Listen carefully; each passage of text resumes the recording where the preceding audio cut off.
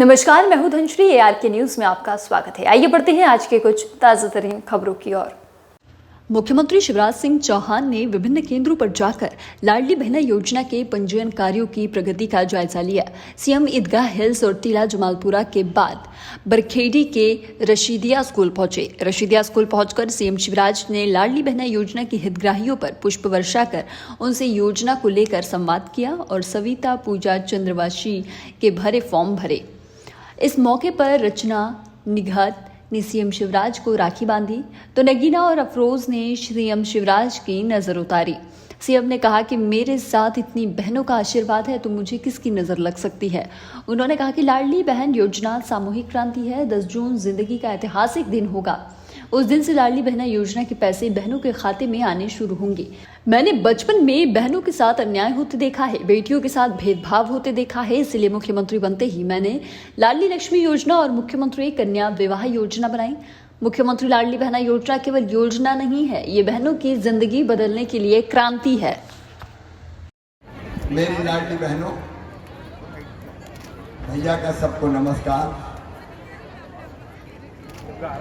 जब इतनी बहनें साथ हो तो मुझे किसकी नजर लग सकती है। लेकिन ये मुख्यमंत्री लाडली बहना योजना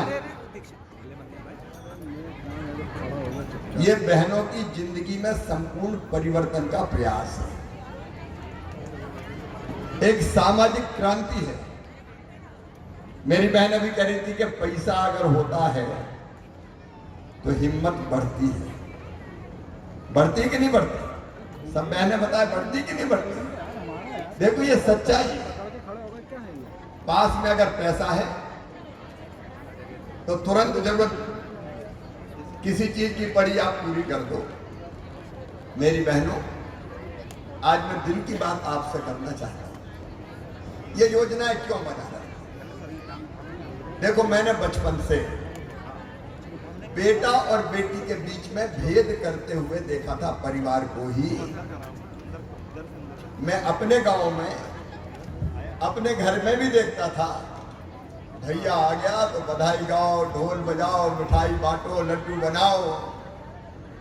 और बेटी अगर पैदा हो गई तो चेहरा उतर जाता था, जैसे बेटी नहीं कोई आफत आ गई।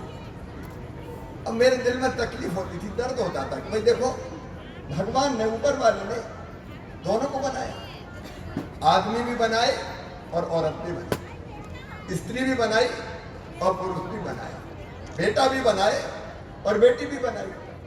तो दोनों को बराबर मानना चाहिए। मानना चाहिए कि नहीं? अरे मानना चाहिए कि नहीं? दोनों को बराबर मानना चाहिए। लेकिन बराबर नहीं मानते थे और बेटी को मानते थे बोझ। कहां से आ गई? एक जगह मैं बोल रहा था कि बेटी को आने दो, तो एक अम्मा खड़ी हो गई कि शादी में दहेज का इंतजाम क्या तू करवाएगा? बड़ी बड़ी बात कर रहा, बेटी को आने दो। मुझे लगा कि कुछ करना पड़ेगा। और जब मैं कुछ नहीं था, यहाँ लोग खड़े हैं, तब भी बेटियों की शादी अपने क्षेत्र में करता था। लेकिन अकेला कितनी करता आखिर में। और इसलिए फिर दिमाग में एक दर्द था, एक पीड़ा थी, एक तकलीफ थी कि कुछ ना कुछ करना चाहिए। मेरी बहनों, मुख्यमंत्री बनते ही सबसे पहले मैंने योजना बनाई, मुख्यमंत्री कन्या विवाह योजना। कि बेटी की शादी की चिंता मत करो, अब तो मामा मुख्यमंत्री बन गया, शादी करवाएगा। और अब उस योजना में 49,000 रुपया का चेक, जो सामूहिक विवाह होते हैं, निकाह भी होते हैं, तो सामूहिक, उसमें मुख्यमंत्री कन्या विवाह निकाह योजना में चेक। लेकिन इतने से ऐसे ही खबरों में बने रहने के लिए हमारे चैनल को लाइक, शेयर और सब्सक्राइब करना ना भूलें।